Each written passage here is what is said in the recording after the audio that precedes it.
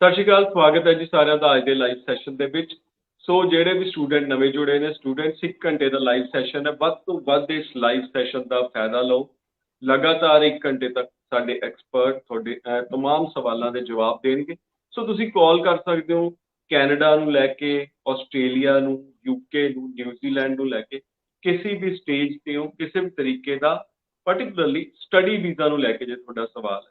ਸੋ ਅੱਜ ਦੇ ਸਾਡੇ ਗੈਸਟ ਨੇ चोपड़ा कंसल्टेंसी तो गुणतास चोपड़ा जी, बहुत बहुत स्वागत है।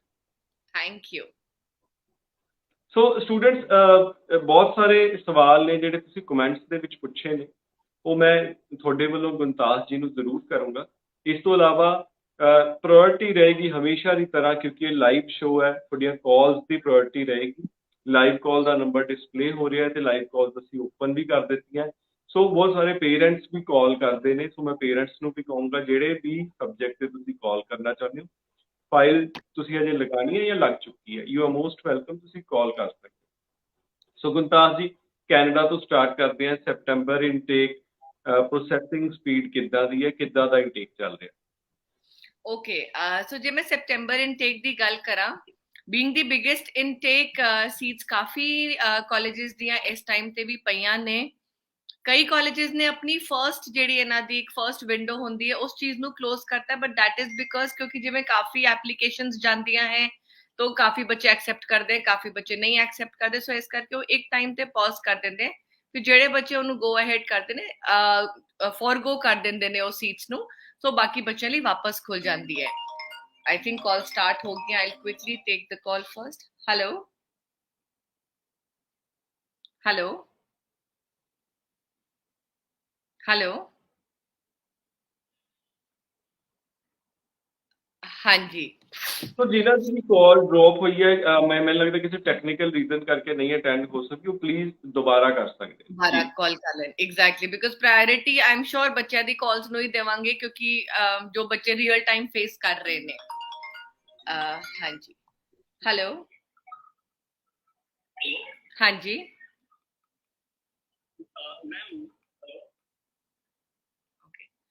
हाँ जी, so I think coming back to ਜਿਹੜਾ क्वेश्चन दीपक जी ने पूछा सी, सॉरी। सो सितंबर इनटेक काफी ਵੱਡੀ इनटेक ਹੁੰਦੀ ਹੈ, ਸੀਟਸ ਕਾਫੀ ਅਵੇਲੇਬਲ ਨੇ ਇਸ ਟਾਈਮ ਤੇ ਵੀ। ਕਈ ਕਾਲਜਸ ਜੋ ਬੱਚੇ ਸੁਣ ਰਹੇ ਹੋਣਗੇ ਜੀ ਇੱਕ ਟਾਈਮ ਤੇ ਕਲੋਜ਼ ਹੋ ਗਏ ਹੈ, ਬਟ ਉਹ ਕਾਲਜਸ ਦੁਬਾਰਾ ਫੇਰ ਤੋਂ ਖੁੱਲਣਗੇ। ਸੋ ਇਸ ਕਰਕੇ ਜਿਹੜੇ ਵੀ ਬੱਚੇ ਸਿਤੰਬਰ ਇਨਟੇਕ ਲਈ ਅਪਲਾਈ ਕਰਨਾ ਚਾਹੁੰਦੇ ਨੇ, irrespective of the country, मैं irrespective of the country क्यों कह रही हूँ, बिकॉज जो मेरा पॉइंट है, हर country first come first basis वाले फॉर्मूला ते ही काम करती है। जे तुसी आज एप्लीकेशन पाओगे, जे सपोज तुसी महीने बाद पाओगे, सो ऑफ कोर्स थोड़ी आज पाई एप्लीकेशन ही पहला प्रोसेस होएगी, एंड देन लेटर जेडी उस तो फॉलोइंग जेडी एप्लीकेशंस आई हैं वो प्रोसेस होणगियां। सो इस करके जे थोड़े डॉक्यूमेंट्स पूरे ने, थोड़े अकैडमिक डॉक्यूमेंट्स पूरे ने, थोड़ा इंग्लिश प्रोफिशिएंसी टेस्ट डन है, जे तुसी जॉब कीती हुई है, थोड़े जॉब दे रिस्पेक्टिव सारे डॉक्यूमेंट्स ने, जे जॉब तो इलावा थोड़ा कोई भी एजुकेशन दे विच गैप है, उस चीज थोड़े कोल प्रॉपर जस्टिफिकेशन हैगी है, सो डेफिनेटली तुसी सितंबर इनटेक ਲਈ ਅੱਜ ਦੀ ਡੇਟ ਦੇ ਵਿੱਚ ਹੀ ਅਪਲਾਈ ਕਰ ਸਕਦੇ ਹੋ। ਬਹੁਤ ਆਪਸ਼ਨ ਇਸ ਟਾਈਮ ਤੇ ਖੁੱਲੀਆਂ ਨੇ, ਬਿਕਾਜ਼ ਕਾਲਜਸ ਆਪਣੀ ਫੁੱਲ ਕੈਪੈਸਿਟੀ ਦੇ ਵਿੱਚ ਸਿਤੰਬਰ ਇਨਟੇਕ ਦੇ ਵਿੱਚ ਓਪਨ ਹੁੰਦੇ ਨੇ। ਸੋ ਇਸ ਕਰਕੇ ਹਰ ਕੋਰਸ ਜੋ ਜਨਰਲ, ਚਲੋ ਬਿਜ਼ਨਸ ਦੇ ਕੋਰਸ ਹੋ ਗਏ, ਸਾਡੇ ਜਨਰਲ ਆਰਟਸ ਦੇ ਕੋਰਸ ਹੋ ਗਏ, ਕੰਪਿਊਟਰ ਜਾਂ ਆਈਟੀ ਦੇ ਕੋਰਸ ਹੋ ਗਏ, ਨੈਟਵਰਕਿੰਗ ਦੇ ਕੋਰਸ ਹੋ ਗਏ, ਮੈਡੀਕਲ ਦੇ ਬੱਚਿਆਂ ਲਈ ਕੋਰਸਿਸ ਹੋ ਗਏ, ਸੋ ਸਾਰੇ ਕੋਰਸਿਸ ਪ੍ਰੀਸਾਈਜ਼ ਤੋਂ ਪ੍ਰੀਸਾਈਜ਼ ਕੋਰਸ ਸਿਤੰਬਰ ਇਨਟੇਕ ਦੇ ਵਿੱਚ ਖੁੱਲੇ ਰਹਿੰਦੇ ਨੇ। ਸੋ ਇਸ ਕਰਕੇ ਤੁਹਾਡੇ ਕੋਲ ਇੱਕ ਤਰ੍ਹਾਂ ਨਾਲ ਗੋਲਡਨ ਓਪਰਚੁਨਿਟੀ ਹੁੰਦੀ ਹੈ ਸਿਤੰਬਰ ਇਨਟੇਕ ਦੇ ਵਿੱਚ ਆਪਣੀ ਪਸੰਦ ਦੇ ਕੋਰਸ ਤੇ ਕਾਲਜ ਲੈਣ ਦੀ। ਬਟ ਇਹਦੇ ਵਿੱਚ ਮੈਂ ਥੋੜਾ ਜਿਹਾ ਪੁਆਇੰਟ ਐਡ ਕਰਾਂਗੀ ਕਿ ਜਿਹੜੇ ਵੀ ਬੱਚੇ ਸਪੋਜ਼ ਨॉट 12th ਪਾਸ ਵਾਲੇ ਬੱਚੇ, ਬਿਕਾਜ਼ ਮੇਜਰ ਐਕਸਪੀਰੀਅੰਸ ਜਿਹੜਾ ਹੁੰਦਾ ਹੈ ਬੱਚਿਆਂ ਦਾ ਉਹ ਗ੍ਰੈਜੂਏਸ਼ਨ ਤੋਂ ਬਾਅਦ ਜਾਂ ਕੋਈ ਡਿਪਲੋਮਾ ਕੀਤਾ ਹੋਇਆ 12th ਤੋਂ ਬਾਅਦ, ਉਹਨਾਂ ਤੋਂ ਬਾਅਦ ਹੁੰਦਾ ਹੈ। ਸੋ ਅਗੇਨ ਮੈਂ ਉਹੀ ਬੱਚਿਆਂ ਨੂੰ ਕਹਾਂਗੀ, ਜੇ ਤੁਹਾਡਾ 12th ਤੋਂ ਬਾਅਦ ਤੁਸੀਂ ਕੋਈ ਵੀ ਡਿਪਲੋਮਾ ਕੀਤਾ ਹੈ ਜਾਂ 10th ਤੋਂ ਬਾਅਦ ਕੋਈ ਡਿਪਲੋਮਾ ਕੀਤਾ ਹੈ ਜਾਂ ਆਪਣੀ ਗ੍ਰੈਜੂਏਸ਼ਨ ਤੋਂ ਬਾਅਦ ਤੁਸੀਂ ਜੌਬ ਕਰ ਰਹੇ ਹੋ, ਸੋ ਕਿਸੇ ਵੀ ਸਿਨੈਰੀਓ ਦੇ ਵਿੱਚ ਤੁਸੀਂ ਕੋਈ ਜੌਬ ਕਰ ਰਹੇ ਹੋ ਜਾਂ ਤੁਹਾਡਾ ਲਾਸਟ ਪੜ੍ਹਾਈ ਤੋਂ ਲੈ ਕੇ ਅੱਜ ਤੱਕ ਜੋ ਵੀ ਗੈਪ ਹੈ ਉਹ ਗੈਪ ਤੁਹਾਡਾ ਜੌਬ ਦੇ ਨਾਲ ਫੁੱਲਫਿਲ ਹੋ ਸਕਦਾ ਹੈ। ਤੁਸੀਂ ਕੋਈ ਵੀ ਆਪਣੀ ਹਾਇਰ ਐਜੂਕੇਸ਼ਨ ਲਈ ਕੋਈ ਰਿਸਰਚ ਕਰ ਰਹੇ ਸੀ ਕਿ ਤੁਸੀਂ ਕੋਈ ਇੰਸਟੀਟਿਊਟ ਇੱਥੇ ਜੁਆਇਨ ਕਰ ਸਕਦੇ ਹੋ, but that did not meet what you were looking for in your higher studies। ਤੁਸੀਂ ਕੋਈ ਜਿਵੇਂ ਇੱਥੇ ਬੈਂਕਸ ਦੇ ਪੇਪਰ ਨਿਕਲਦੇ ਹੈ, ਕੋਈ ਕੰਪੀਟੀਟਿਵ ਐਗਜ਼ਾਮਸ ਨਿਕਲਦੇ ਨੇ, ਜਾਂ ਬਹੁਤ ਸਾਰੀ ਓਪਰਚੁਨਿਟੀਜ਼ ਹੁੰਦੀਆਂ ਇੰਡੀਆ ਦੇ ਵਿੱਚ ਵੀ, ਤੁਸੀਂ ਉਸ ਕਿਸੇ ਚੀਜ਼ ਦੀ ਕਿਸੇ ਵੀ ਹੋਰ ਕੰਪੀਟੀਸ਼ਨ ਦੇ ਪੇਪਰ ਦੀ ਤਿਆਰੀ ਕਰ ਰਹੇ ਸੀ, ਅਨਫੋਰਚੂਨੇਟਲੀ ਜਾਂ ਕਿਸੇ ਵੀ ਰੀਜ਼ਨ ਕਰਕੇ ਉਹ ਚੀਜ਼ ਥਰੂ ਨਹੀਂ ਹੋਈ, ਤੁਸੀਂ ਪੇਪਰ ਦਿੱਤਾ, maybe you did not meet the requirements, of course ਤੁਹਾਡੇ ਕੋਲ ਐਡਮਿਟ ਕਾਰਡ ਹੋਏਗਾ ਉਸ ਚੀਜ਼ ਦਾ, ਉਸ ਪੇਪਰ ਦੇਣ ਦਾ ਪ੍ਰੂਫ ਹੋਏਗਾ। ਸੋ ਇਹ ਸਾਰੀ ਚੀਜ਼ਾਂ ਮੈਂ ਕਿਉਂ ਇਹ ਚੀਜ਼ਾਂ ਤੇ ਜ਼ਿਆਦਾ ਫੋਕਸ ਕਰ ਰਹੀ ਹਾਂ, because all these things add to the genuine justification of your gap। ਸੋ ਇਸ ਕਰਕੇ ਮੈਂ ਗੈਪ ਦਾ ਪੁਆਇੰਟ ਦੀਪਕ ਜੀ ਇਸ ਕਰਕੇ ਬ੍ਰਿੰਗ ਅਪ ਕੀਤਾ ਸੀ, ਬਿਕਾਜ਼ ਸਪੈਸ਼ਲੀ ਜਦ 700 ਸਟੂਡੈਂਟਸ ਦੀ ਨਿਊਜ਼ ਆਈ ਸੀ ਕੈਨੇਡਾ ਤੋਂ, ਸੋ ਕਾਫੀ ਬੱਚੇ ਸਾਡੇ ਕੋਲ ਆਪਣੇ ਡਾਕੂਮੈਂਟਸ ਨੂੰ ਲੈ ਕੇ ਆਏ, ਜਿਨ੍ਹਾਂ ਨੇ ਆਈ ਵੁੱਡ ਨਾਟ ਸੇ ਚੋਇਸ ਔਰ ਨਾਟ ਬਾਈ ਦੇਅਰ ਚੋਇਸ, ਕਦੇ ਨਾ ਕਦੇ ਚਲੋ ਬੜੇ ਈਜ਼ੀ ਵੇ ਆਊਟਸ ਹੁੰਦੇ ਆ ਕਿਸੇ ਨਾ ਕਿਸੇ ਚੀਜ਼ ਨੂੰ ਫੁੱਲਫਿਲ ਕਰਨ ਦੇ। So please again coming back to this point, ਜੋ ਵੀ ਤੁਹਾਡੇ ਗੈਪ ਨੂੰ ਲੈ ਕੇ ਜੈਨੂਇਨ ਜਸਟੀਫਿਕੇਸ਼ਨ ਹੈ, ਪਲੀਜ਼ ਉਹਦੇ ਨਾਲ ਹੀ ਸਟਿਕ ਕਰੋ, ਬਿਕਾਜ਼ ਦਿਸ ਇਹ ਵਾਲਾ ਜੋ ਤੁਹਾਡਾ ਰੂਟ ਹੈ ਸਿਰਫ ਤੁਹਾਡੀ ਸਟੂਡੈਂਟ ਵੀਜ਼ਾ ਤੱਕ ਨਹੀਂ ਹੈ, ਅੱਗੇ ਤੁਹਾਡਾ work permit and work permit ਤੋਂ ਬਾਅਦ ਤੁਹਾਡੀ PR, ਇਹ ਸਾਰਾ ਟਾਈਮ ਤੁਹਾਡੇ ਨਾਲ ਚੱਲਣਾ ਹੈ। at any point of given time ਤੁਹਾਡੀ ਇਹ ਦੋ ਕੋਈ ਵੀ ਚੀਜ਼ ਮਿਸਮੈਚ ਕਰ ਜੇ ਨਾ, you will come in the radar of the high commission। ਸੋ ਇਸ ਕਰਕੇ ਆਪਾਂ ਨੂੰ ਜਿਨ੍ਹਾਂ ਨੇ ਫਾਈਲ ਲਗਾਈ ਹੋਈ ਹੈ ਪ੍ਰੈਜ਼ੈਂਟਲੀ ਸੈਪਟੈਂਬਰ ਲਈ, ਦੋ ਤਿੰਨ ਮੇਰੇ ਸਵਾਲ ਨੇ ਕਰੰਟ ਇਨਟੇਕ ਨੂੰ ਲੈ ਕੇ। ਪ੍ਰੈਜ਼ੈਂਟਲੀ ਇੱਕ ਤਾਂ ਪ੍ਰੋਸੈਸਿੰਗ ਟਾਈਮ ਕਿੰਨਾ ਕੁ ਲੱਗ ਰਿਹਾ ਸੈਪਟੈਂਬਰ ਇਨਟੇਕ ਦੇ ਵਾਸਤੇ, ਸੋ ਤੁਹਾਡੀ ਰეკਮੈਂਡੇਸ਼ਨ ਕੀ ਹੈ, ਕਿੱਦਾਂ ਦੇ ਪ੍ਰੋਫਾਈਲਸ ਨੂੰ ਪ੍ਰੈਜ਼ੈਂਟਲੀ ਵੀਜ਼ੇ ਮਿਲ ਰਹੇ ਨੇ, ਕਿਉਂਕਿ ਤੁਹਾਡੇ ਰਿਜ਼ਲਟਸ ਵੀ ਕਈ ਜਿਹੜੇ ਤੁਸੀਂ ਫਾਈਲਾਂ ਲਾਂਚ ਕੀਤੀਆਂ ਆ ਰਹੇ ਨੇ ਨਾਲ ਦੀ ਨਾਲ। ਰਾਈਟ। ਸੋ ਓਕੇ, ਜੇ ਮੈਂ ਪ੍ਰੋਸੈਸਿੰਗ ਟਾਈਮ ਦੀ ਗੱਲ ਕਰਾਂ, ਵਿੱਚ ਥੋੜਾ ਜਿਹਾ ਲੈਗ ਆ ਗਿਆ ਸੀ, ਕਈਆਂ ਨੂੰ ਲੱਗਿਆ ਕਿ ਮੇਬੀ ਜਿਹੜੀ ਨਿਊਜ਼ ਆਈ ਹੈ ਬੱਚਿਆਂ ਦੀ ਉਸ ਕਰਕੇ ਡਿਲੇ ਹੋਇਆ ਹੈ, but on the other hand ਜੋ ਸਾਨੂੰ I think Canadian high commission the website ਤੇ ਵੀ ਬੜੀ ਐਕਸਪਲਿਸਿਟਲੀ ਮੈਂਸ਼ਨਡ ਹੈ ਕਿ ਇਹਨਾਂ ਦੇ ਇੰਟਰਨਲੀ ਦੇਰ ਵਰ ਸਮ ਕਾਈਂਡ ਆਫ ਕੋਈ ਥੋੜੇ ਜਿਹੇ ਇਹਨਾਂ ਦੇ EMPLOYEES ਦੇ ਐਂਡ ਤੋਂ ਥੋੜਾ ਜਿਹਾ ਦੇ ਵਰ going out, they were not a part of the organisation any more, so ਇਸ ਕਰਕੇ ਥੋੜੀ ਜਿਹੀ ਕਮ ਸਟਰੈਂਥ ਹੋਣ ਕਰਕੇ ਡਿਲੇ ਆ ਰਿਹਾ ਸੀ ਹਾਈ ਕਮਿਸ਼ਨ ਦੇ ਐਂਡ ਤੋਂ ਰਿਜ਼ਲਟਸ ਦੇਣ ਦੇ ਵਿੱਚ। ਸੋ ਉਹ ਚੀਜ਼ ਹੁਣ ਕਵਰ ਅਪ ਹੋ ਗਈ ਹੈ, ਹੁਣ ਵਾਪਸ ਇਹਨਾਂ ਦੇ ਸਾਰੇ EMPLOYEES they are back to work and they are ਆਪਣੀ ਫੁੱਲ ਕੈਪੈਸਿਟੀ ਤੇ ਉਹ ਕੰਮ ਕਰ ਰਹੇ ਨੇ। ਸੋ ਹੁਣ ਟਰਨ ਅਰਾਊਂਡ ਟਾਈਮ ਜਿਹੜਾ ਸਾਡਾ ਵੀਜ਼ਾ ਐਪਲੀਕੇਸ਼ਨ ਦਾ ਹੈ, it has come back to normal, which is another maximum 2 to 3 weeks, not beyond that, 2 to 3 working 20 working days ਜੇ ਮੈਂ ਗੱਲ ਕਰਾਂ, ਇਹਦੇ ਵਿੱਚ ਰਿਜ਼ਲਟ ਆ ਰਹੇ ਆ ਬੱਚਿਆਂ ਦੇ। And the second question ਜਿਹੜਾ ਤੁਸੀਂ ਪੁੱਛਿਆ, I think before I answer that question, I would want, ਮੈਂ again ਇਹ ਕਹਿਣਾ ਚਾਹੂੰਗੀ ਕਿ ਜਿਹੜੇ ਵੀ ਬੱਚੇ I think ਜੇ call ਕਰਨਾ ਚਾਹੁੰਦੇ ਆ ਜਾਂ ਆਪਣਾ ਕੋਈ ਵੀ question first hand ਉਹਦੀ ਕੋਈ clarification ਮੰਗਣਾ ਲੈਣਾ ਚਾਹੁੰਦੇ ਨੇ, so definitely we are available for another 40 minutes in the show, so I'm here to take all your calls real time। And coming back to ਜਿਹੜਾ ਤੁਸੀਂ ਕੁਐਸਚਨ ਪੁੱਛਿਆ ਸੀ ਕਿਹੜੀ ਪ੍ਰੋਫਾਈਲਸ ਲਈ ਸੈਪਟੈਂਬਰ ਇਨਟੇਕ ਵਧੀਆ ਰਹੇਗੀ, ਸੋ ਸੈਪਟੈਂਬਰ ਇਨਟੇਕ ਜਿਵੇਂ ਮੈਂ ਪਹਿਲਾਂ ਵੀ ਇਹ ਚੀਜ਼ ਮੈਂਸ਼ਨ ਕੀਤੀ ਸੀ, ਇਹ ਹਰ ਪ੍ਰੋਫਾਈਲ ਲਈ, ਹਰ ਪ੍ਰੋਫੈਸ਼ਨ ਦੇ ਬੱਚੇ ਲਈ, ਬੇਸ਼ੱਕ ਉਹ 12th ਪਾਸ ਹੈ, ਬੇਸ਼ੱਕ ਉਹਨੇ 10th ਤੋਂ ਬਾਅਦ ਡਿਪਲੋਮਾ ਕੀਤਾ ਹੈ, ਕੋਈ ਵੀ ਟੈਕਨੀਕਲ ਡਿਪਲੋਮਾ, ਬੇਸ਼ੱਕ 12th ਤੋਂ ਬਾਅਦ ਕੋਈ ਵੀ ਡਿਪਲੋਮਾ ਕੀਤਾ, ਐਂਡ ਮੈਂ ਡਿਪਲੋਮਾ ਦੇ ਵਿੱਚ ਮੈਂਸ਼ਨ ਇਹ ਵੀ ਕਹਿੰਦੇ ਜਿਵੇਂ ਹੱਥ ਦੇ ਕੰਮ ਵਾਲੇ ਡਿਪਲੋਮਾਸ ਹੁੰਦੇ ਆ, ਪਲੰਬਰਿੰਗ ਨੂੰ ਲੈ ਕੇ ਹੁੰਦੇ ਆ, ਕਾਰਪੈਂਟਰੀ ਨੂੰ ਲੈ ਕੇ ਹੁੰਦੇ ਆ, ਇਲੈਕਟ੍ਰੀਸ਼ੀਅਨ ਨੂੰ ਲੈ ਕੇ ਹੁੰਦੇ ਨੇ, ਇਹ ਵਾਲੇ ਡਿਪਲੋਮਾਸ ਨੂੰ ਵੀ ਮੈਂ ਇਨਕਲੂਡ ਕਰ ਰਹੀ ਹਾਂ। ਸੋ ਇਹ ਸਾਰੇ ਹੋ ਗਏ, ਪਲੱਸ ਤੁਸੀਂ ਗ੍ਰੈਜੂਏਸ਼ਨ ਕੀਤੀ ਹੋਈ ਹੈ ਕਿਸੇ ਵੀ ਫੀਲਡ ਦੇ ਵਿੱਚ, ਐਂਡ ਦੂਜਾ ਜੇ ਤੁਸੀਂ ਮਾਸਟਰਸ ਵੀ ਕੀਤੀ ਹੋਈ ਹੈ ਕਿਸੇ ਵੀ ਫੀਲਡ ਦੇ ਵਿੱਚ, again you can go for a double masters or a post graduate diploma ਕਿਸੇ ਵੀ ਸਪੈਸੀਫਿਕ ਫੀਲਡ ਦੇ ਵਿੱਚ। ਇਸ ਸੈਪਟੈਂਬਰ ਇਨਟੇਕ ਦੇ ਵਿੱਚ ਹਰ ਬੱਚੇ ਲਈ ਕੋਈ ਨਾ ਕੋਈ ਕੋਰਸ ਜ਼ਰੂਰ ਹੈਗਾ ਹੈ। ਸੋ ਸਟੂਡੈਂਟਸ ਸੈਪਟੈਂਬਰ 'ਚ ਜਿਹੜੇ ਵੀ ਸਟੂਡੈਂਟਸ ਨੇ ਜਾਣਾ ਆ ਉਹਦੇ ਵਾਸਤੇ ਇੱਕ ਓਪਰਚੁਨਿਟੀ ਹੈ ਲਾਈਵ ਸੈਸ਼ਨ, ਕਿਸੇ ਵੀ ਤਰੀਕੇ ਦਾ ਸਵਾਲ ਹੈ ਅਸੀਂ ਲਾਈਵ ਕਾਲਸ ਓਪਨ ਕਰ ਦਿੱਤੀਆਂ ਨੇ, ਬਹੁਤ ਜ਼ਿਆਦਾ ਸਮਾਂ ਨਹੀਂ ਬਚਿਆ ਲਾਈਵ ਦੇ ਵਿੱਚ, ਕਿਉਂਕਿ ਕਿਸੇ ਵੀ ਤਰੀਕੇ ਦਾ ਸਵਾਲ ਹੈ ਤੁਸੀਂ ਕਾਲ ਕਰ ਸਕਦੇ ਹੋ। ਸੋ ਆਸਟ੍ਰੇਲੀਆ ਨਾਲ ਰਿਲੇਟਡ ਵੀ ਬਹੁਤ ਸਾਰੇ ਕੁਐਸਚਨਸ ਅਸੀਂ ਡਿਸਕਸ ਕਰਾਂਗੇ। ਜੀਟੀ ਦੀ ਟਾਈਮਿੰਗ ਜ਼ਰੂਰ ਤੁਹਾਡੇ ਨਾਲ ਸ਼ੇਅਰ ਕਰਾਂਗੇ ਪ੍ਰੈਜ਼ੈਂਟਲੀ, ਕਿਉਂਕਿ ਬਹੁਤ ਸਾਰੀਆਂ ਕਾਲਾਂ ਸਾਨੂੰ ਆਸਟ੍ਰੇਲੀਆ ਨਾਲ ਰਿਲੇਟਡ ਵੀ ਆ ਰਹੀਆਂ ਨੇ।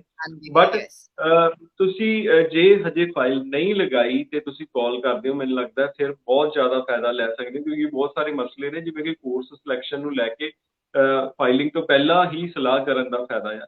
ਸੋ ਕੋਰਸ ਸਿਲੈਕਸ਼ਨ ਨੂੰ ਲੈ ਕੇ ਮੇਰਾ ਇੱਕ ਬ੍ਰੌਡਰ ਪਰਸਪੈਕਟਿਵ ਤੇ ਸਵਾਲ ਹੈ। ਪੰਜਾਬ ਦੇ ਵਿੱਚ ਨਾਰਥ ਰੀਜਨ ਦੇ ਵਿੱਚ ਜਿਹੜੇ ਕੰਸਲਟੈਂਟਸ ਨੇ ਕਿੰਨੇ ਕੁ ਇਨਵੋਲਵ ਹੁੰਦੇ ਨੇ ਕੋਰਸ ਸਿਲੈਕਸ਼ਨ ਦੇ ਵਿੱਚ, ਸਟੂਡੈਂਟਸ ਕਿੱਦਾਂ ਦੀਆਂ ਗਲਤੀਆਂ ਕਰਦੇ ਨੇ, ਕਿ ਸਟੂਡੈਂਟਸ ਆਪ ਹੀ ਮਨ ਬਣਾ ਕੇ ਆਉਂਦੇ ਨੇ ਕੋਰਸ ਜਦੋਂ ਉਹਨਾਂ ਨੇ ਕਰਨਾ ਹੁੰਦਾ ਆ, ਜਾਂ ਉਹ ਕੰਸਲਟੈਂਟ ਦੀ ਸਲਾਹ ਲੈਂਦੇ ਨੇ। ਕੰਸਲਟੈਂਟ ਕਿੰਨੇ ਕੰਪੀਟੈਂਟ ਨੇ ਆਪਣੇ ਇਸ ਰੀਜਨ ਦੇ ਵਿੱਚ ਇਹ ਦੱਸਣ ਵਾਸਤੇ, ਕਿਉਂਕਿ ਅੱਜ ਦੀ ਡੇਟ ਦੇ ਵਿੱਚ ਜਦੋਂ ਬਹੁਤ ਸਾਰੀ ਨਵੀਂ ਟੈਕਨੀਕਸ ਡਿਵੈਲਪ ਹੋ ਗਈਆਂ, ਕੋਰਸਿਸ ਦੀ ਰੇਂਜ ਬਹੁਤ ਜ਼ਿਆਦਾ ਵੱਧ ਗਈ ਹੈ। तो स्टूडेंट की बेस्ट कोर्स ऑप्ट कर रहे ने, या एक सैट पैटर्न है बेस्ट कोर्सिस अजकल आही चल रहे ने, हर स्टूडेंट वही मंगी जा रहा है।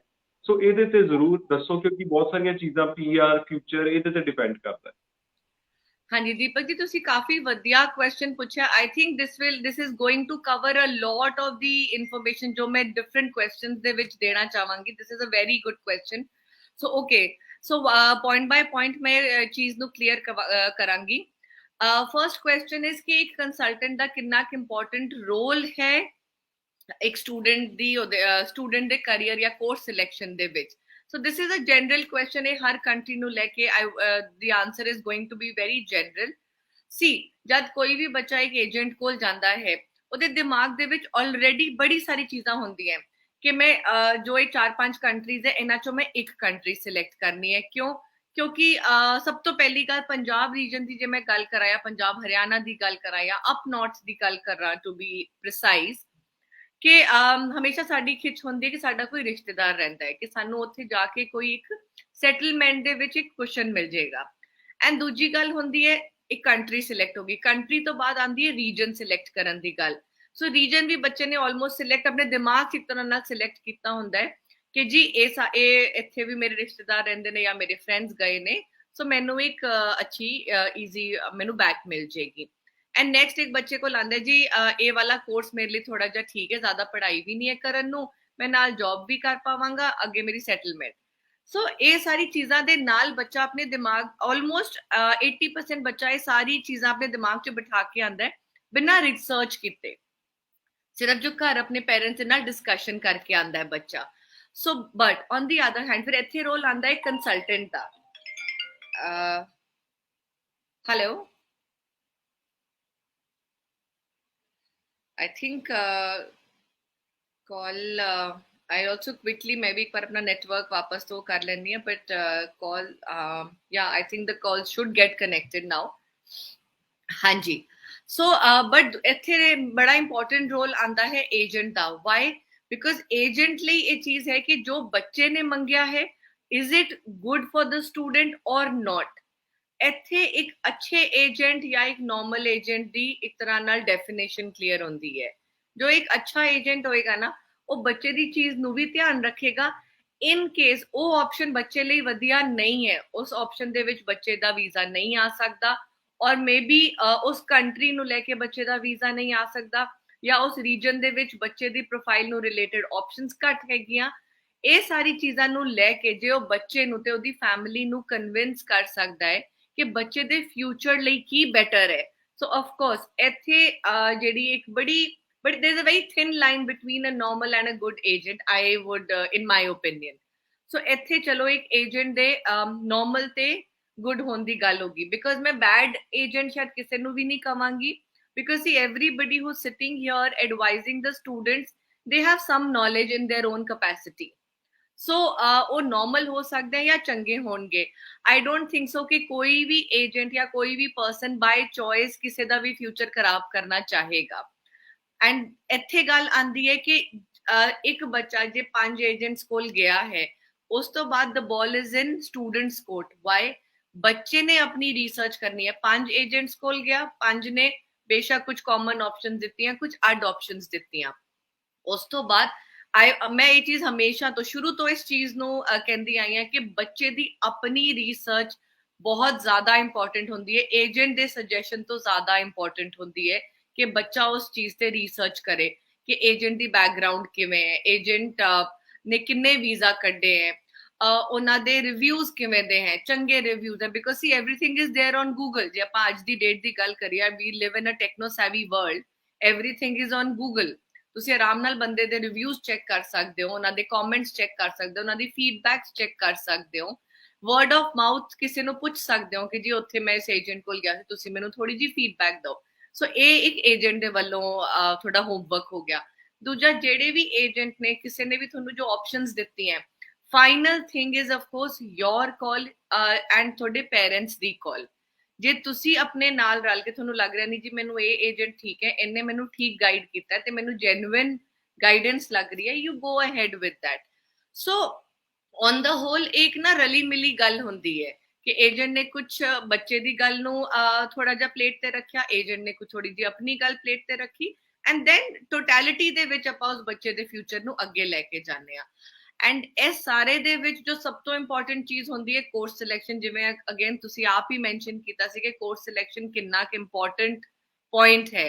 I think it is the most important point ਜਦ ਆਪਾਂ ਇੱਕ ਇੰਟਰਨੈਸ਼ਨਲ ਐਜੂਕੇਸ਼ਨ ਦੀ ਗੱਲ ਕਰਦੇ ਆ। ਡੈਸਟੀਨੇਸ਼ਨ ਹੋ ਗਈ, ਸਭ ਕੁਝ ਹੋ ਗਿਆ, ਬਟ ਕੋਰਸ ਜਦ ਤੱਕ ਤੁਹਾਡਾ ਰੈਲੇਵੈਂਟ ਨਹੀਂ ਹੈ, ਕੋਰਸ ਤੁਹਾਡੀ ਪ੍ਰੋਫਾਈਲ ਦੇ ਵਿੱਚ ਕੋਈ ਵੈਲਿਊ ਐਡੀਸ਼ਨ ਨਹੀਂ ਕਰ ਰਿਹਾ, everything comes down to zero। ਸੋ ਇਸ ਕਰਕੇ ਕੋਰਸ ਸਿਲੈਕਸ਼ਨ ਜਿਹੜੀ ਹੈ that is the most important, and course selection ਦੇ ਉੱਤੇ ਹੀ I would suggest ਕਿ ਇੱਕ ਏਜੰਟ ਦੀ ਥੋੜੀ ਜੀ ਪ੍ਰੀਸੀਸ਼ਨ ਦਾ ਪਤਾ ਚੱਲਦਾ ਹੈ ਕਿ ਜੇ ਕੋਈ ਆਰਟਸ ਦਾ ਬੱਚਾ ਆਇਆ, ਜੇ ਆਪਾਂ ਜਨਰਲ ਬਿਜ਼ਨਸ ਦਾ ਕੋਰਸ ਦੇਤਾ, ਉਹ ਤਾਂ ਕੋਈ ਵੀ ਦੇ ਦੇਗਾ। ਬਟ ਅਗੇਨ ਉਸ ਚੀਜ਼ ਨੂੰ ਧਿਆਨ ਰੱਖ ਕੇ ਕਿ ਜੀ ਬੱਚਾ ਸਪੋਜ਼ ਮੇਰੇ ਕੋਲ ਕੋਈ ਬੱਚਾ ਆਇਆ, ਉਹਦਾ ਮੈਨੂੰ ਗੱਲ ਕਰਨ ਦੇ ਤਰੀਕੇ ਨਾਲ, ਉਹਦੇ ਏਰੀਆ ਆਫ ਇੰਟਰਸਟ ਦੇ ਨਾਲ ਮੈਨੂੰ ਲੱਗ ਰਿਹਾ ਕਿ ਨਹੀਂ ਸ਼ਾਇਦ ਇਹ अर्ਲੀ ਚਾਈਲਡਹੁੱਡ ਵੱਲ ਵਧੀਆ ਨਿਕਲ ਸਕਦਾ ਹੈ ਬੱਚਾ। ਇਹਦੀ ਬੇਸਿਕ ਸਾਈਕੋਲੋਜੀ ਜੇ ਆਪਾਂ ਸਟੱਡੀ ਕਰੀਏ ਤਾਂ ਬੱਚੇ ਦੇ ਹਾਵ ਭਾਵ ਨਾਲ ਸਾਨੂੰ ਪਤਾ ਲੱਗ ਜਾਂਦਾ ਹੈ ਕਿ ਬੱਚਾ ਕਿਸ ਫੀਲਡ ਦੇ ਵਿੱਚ ਜ਼ਿਆਦਾ ਐਕਸੈਲ ਕਰ ਸਕਦਾ ਹੈ। ਜੇ ਆਪਾਂ अर्ਲੀ ਚਾਈਲਡਹੁੱਡ ਇੱਕ ਆਰਟਸ ਦੇ ਬੱਚੇ ਨੂੰ ਦਵਾਂਗੇ, ਉਹਦੀ ਅੱਗੇ ਜੌਬ ਓਪਰਚੁਨਿਟੀਜ਼ ਵੀ ਵਧੀਆ ਹੋਣਗੀ, PR ਵੀ ਛੇਤੀ ਹੋਏਗੀ, and all in all it is a very good course because you're giving back to the society। ਸੋ ਜਦ ਤੁਸੀਂ ਕੋਈ ਇਹੋ ਜਿਹਾ ਕੋਰਸ ਪਿਕਅਪ ਕਰਦੇ ਹੋ which is giving back to the society, ਜਿਹਦੇ ਵਿੱਚ ਤੁਸੀਂ ਇੱਕ ਇੰਟਰਨੈਸ਼ਨਲ ਐਜੂਕੇਸ਼ਨ ਕਰਨ ਗਏ ਹੋ, ਐਂਡ ਵਾਪਸ ਆਫ ਕੋਰਸ ਤੁਸੀਂ ਇੰਡੀਆ ਆ ਕੇ ਆਈ ਮੀਨ ਜੋ ਅਸੀਂ ਹਾਈ ਕਮਿਸ਼ਨ ਨੂੰ ਸ਼ੋ ਕਰਨਾ ਹੈ ਕਿ ਇੰਡੀਆ ਆ ਕੇ ਵੀ ਤੁਸੀਂ ਇੱਕ ਬੇਸਿਕਲੀ ਆਪਣੀ ਕੰਟਰੀ ਨੂੰ ਵਾਪਸ ਕੀ ਦੇ ਸਕਦੇ ਹੋ। ਸੋ ਇਹ ਸਾਰੇ ਕੋਰਸਿਸ, ਇਹ ਸਾਰੀ ਜਿਹੜੀ ਕੋਰਸ ਆਪਸ਼ਨਸ ਹੈ ਨਾ ਜੋ ਨਾਰਮਲ ਚੀਜ਼ਾਂ ਤੋਂ ਹਟ ਕੇ ਹੁੰਦੀਆਂ, ਉਹ ਸਾਨੂੰ ਸਾਰੀਆਂ ਸੈਪਟੈਂਬਰ ਇਨਟੇਕ ਦੇ ਵਿੱਚ ਮੇਜਰਲੀ ਮਿਲਦੀਆਂ ਨੇ। So that is the reason September intake ਸਭ ਤੋਂ important intake ਰਹਿੰਦੀ ਹੈ।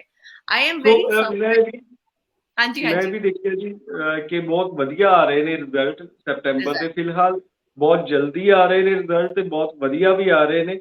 ਸੋ ਇਹ ਵੀ ਮੰਨਿਆ ਜਾ ਰਿਹਾ, ਮੈਂ ਬਹੁਤ ਸਾਰੇ ਕੰਸਲਟੈਂਟਸ ਨੂੰ ਕਹਿੰਦੇ ਸੁਣਿਆ ਕਿ ਰਿਫਿਊਜ਼ਡ ਜਿਹੜੇ ਸਟੂਡੈਂਟਸ ਸੀ ਉਹਨਾਂ ਵਾਸਤੇ ਵੀ ਇਸ ਵਕਤ ਬੈਸਟ ਟਾਈਮ ਚੱਲ ਰਿਹਾ। ਸੋ ਜਿਹੜੇ ਵੀ ਸਟੂਡੈਂਟਸ ਦੇਖ ਰਹੇ ਨੇ ਉਹਨਾਂ ਚੋਂ ਜਿਨ੍ਹਾਂ ਨੇ ਰੀਫਾਈਲਿੰਗ ਵੀ ਕਰਨੀ ਹੈ ਉਹ ਵੀ ਜ਼ਰੂਰ ਕਾਲ ਕਰ ਸਕਦੇ ਨੇ, ਕਿਉਂਕਿ ਸਿਰਫ ਇੱਕ ਨਹੀਂ ਬਹੁਤ ਸਾਰੇ ਏਜੰਟ ਕਹਿ ਰਹੇ ਨੇ ਕਿ this is the best time, ਕਿ ਰਿਜ਼ਲਟ ਜਲਦੀ ਵੀ ਆ ਰਹੇ ਨੇ ਤੇ ਇੱਕ ਬਹੁਤ ਵਧੀਆ ਮੂਡ ਲੱਗ ਰਿਹਾ ਕੈਨੇਡਾ ਦਾ ਇਸ ਵਕਤ। ਬਹੁਤ ਵਧੀਆ ਤਰੀਕੇ ਨਾਲ ਰਿਜ਼ਲਟ ਆ ਰਹੇ ਨੇ, ਪੋਜ਼ਿਟਿਵਿਟੀ ਬਹੁਤ ਜ਼ਿਆਦਾ ਆ। ਸੋ ਰੀਫਾਈਲਿੰਗ ਦੇ ਪਰਸਪੈਕਟਿਵ ਨਾਲ ਵੀ ਜ਼ਰੂਰ ਤੁਸੀਂ ਸਟੂਡੈਂਟ ਨੂੰ ਐਡਰੈਸ ਕਰੋ। ਇਸ ਵਕਤ ਤੁਸੀਂ ਵੀ ਬਹੁਤ ਸਾਰੀਆਂ ਫਾਈਲਾਂ ਇਹੋ ਜਿਹੀਆਂ ਲਗਾਈਆਂ ਹੋਣਗੀਆਂ ਜਿਹੜੀਆਂ ਰੀਫਾਈਲਿੰਗ ਦੇ ਅੰਡਰ ਆਉਂਦੀਆਂ ਹੋਣਗੀਆਂ, ਉਹਦੇ ਵੀ ਰਿਜ਼ਲਟ ਤੁਸੀਂ ਜ਼ਰੂਰ ਜੇ ਸ਼ੇਅਰ ਕਰ ਸਕਦੇ ਹੋ ਤਾਂ ਸ਼ੇਅਰ ਵੀ ਜ਼ਰੂਰ ਕਰੋ। ਐਬਸੋਲਿਊਟਲੀ ਨਹੀਂ, ਇਸ ਚੀਜ਼ ਦੇ ਨਾਲ ਮੈਂ ਇੱਕ ਨਾ ਕੁਇਕ ਇੱਕ ਐਗਜ਼ਾਮਪਲ ਲਵਾਂਗੀ। ਸੋ ਆਈ ਥਿੰਕ ਕਰਨਾਲ ਦੇ ਅਰਾਊਂਡ ਤੋਂ ਹੀ ਕਿਸੇ small very it was a very small ਜਿਵੇਂ ਕਸਬਾ ਕਹਿ ਲੈਂਦੇ ਹਾਂ, ਉੱਥੋਂ ਇੱਕ ਬੱਚਾ ਆਇਆ ਸੀ। ਉਹਦੇ ਫਾਦਰ ਕਿਸੇ ਯੂਰੋਪੀਅਨ ਕੰਟਰੀ ਦੇ ਵਿੱਚ ਸੈਟਲ ਸੀਗੇ। ਸੋ ਇੱਥੇ ਉਹ ਆਪਣੀ ਮਦਰ ਤੇ ਸਿਸਟਰ ਨਾਲ ਰਹਿੰਦਾ ਸੀ। ਸੋ ਉਹਨਾਂ ਨੇ ਸੈਪਟੈਂਬਰ ਇਨਟੇਕ ਦੀ ਉਹਨਾਂ ਦੀ ਆਈ ਥਿੰਕ ਉਹਨਾਂ ਨੇ ਲਾਸਟ ਜਨਵਰੀ ਔਨਵਰਡਸ ਆਪਣੀ ਫਾਈਲ ਲਵਾਈ, ਫਿਰ ਰਿਫਿਊਜ਼ ਜਨਵਰੀ ਦੇ ਵਿੱਚ ਇੱਕ ਰਿਫਿਊਜ਼ਲ ਆਇਆ, ਉਹਨਾਂ ਨੇ ਡੈਫਰ ਕਰਾ ਕੇ ਮਈ 'ਚ ਲਗਾਈ, ਮਈ ਦੇ ਵਿੱਚ ਇੱਕ ਰਿਫਿਊਜ਼ਲ ਆਇਆ, ਉਹਨਾਂ ਨੇ ਫਿਰ ਅੱਗੇ ਡੈਫਰ ਕਰਕੇ ਸੈਪਟੈਂਬਰ ਦੇ ਵਿੱਚ ਉਹਨਾਂ ਨੇ ਆਫਰ ਲੈਟਰ ਮੰਗਵਾਈ। ਹੈਲੋ, ਹਾਂਜੀ, वेरी गुड इवनिंग। हाँ जी हाँ जी, बताइए। मैंने 2022 में ग्रेजुएशन किया है। 2022 में ग्रेजुएशन की है, ओके। और मेरा आईएलटीएस का स्कोर 6.5 आइस का स्कोर 6.5 ओवरऑल, ओके ठीक है जी।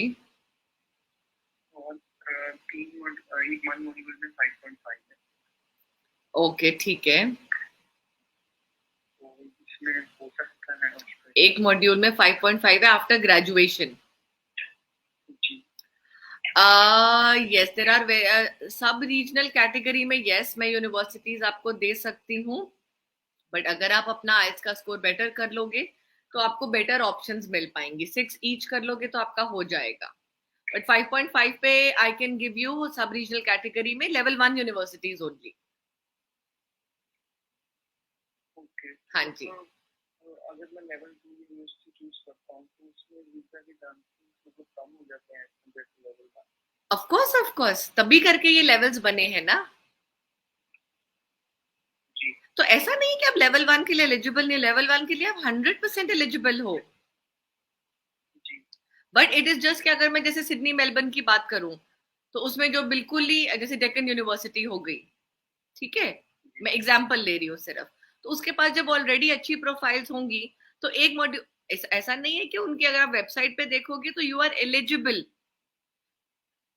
बट अगर अगर आपकी अगर उनके पास बेटर प्रोफाइल्स हैं सो of course they will give them the opportunity. तो इसलिए मैं कह रही हूँ सब रीजनल कैटेगरी भी ऐसा होगा, जैसे एडिलेड हो गया, फ्लिंडर्स यूनिवर्सिटी होगी, हमारी यूनिवर्सिटी ऑफ क्वींसलैंड होगी, सब लेवल 1 यूनिवर्सिटीज हैं हमारी, इनमें आपको बहुत आराम से कोर्स मिल जाएगा। आपने किया किस में है अपना ग्रेजुएशन? बिल्कुल। बीकॉम किया है, हाँ तो डेफिनेटली आपको मास्टर्स इन बिजनेस में बिजनेस मैनेजमेंट मिल सकता है बहुत आराम से, एमबीए मिल सकता है, ठीक है, definitely definitely you can go ahead with it. तो मैम अब जुलाई इनटेक होगा या उसके नेक्स्ट इनटेक होगा? जुलाई इनटेक, देखो इस जुलाई इनटेक का क्या है, 50 ऑलमोस्ट 20th अप्रैल के अराउंड जुलाई इनटेक क्लोज हो जाएगी, बिकॉज टर्न अराउंड टाइम देखते हुए, बिकॉज आपकी ऑफर लेटर भी आएगी, आपकी जीटी क्लियरेंस भी होनी है, जीटी क्लियरेंस के बाद आपकी फीस भी जानी है, और उसके बाद आपकी सीओई आनी है, और फिर वीजा फाइलिंग होनी है। So there are a lot of steps. तो अगर आप खुद अभी हम अप्रैल मई जून, बेसिकली मेरे पास सिर्फ 2 महीने हैं, 2.5 महीने लगा लीजिए, राइट?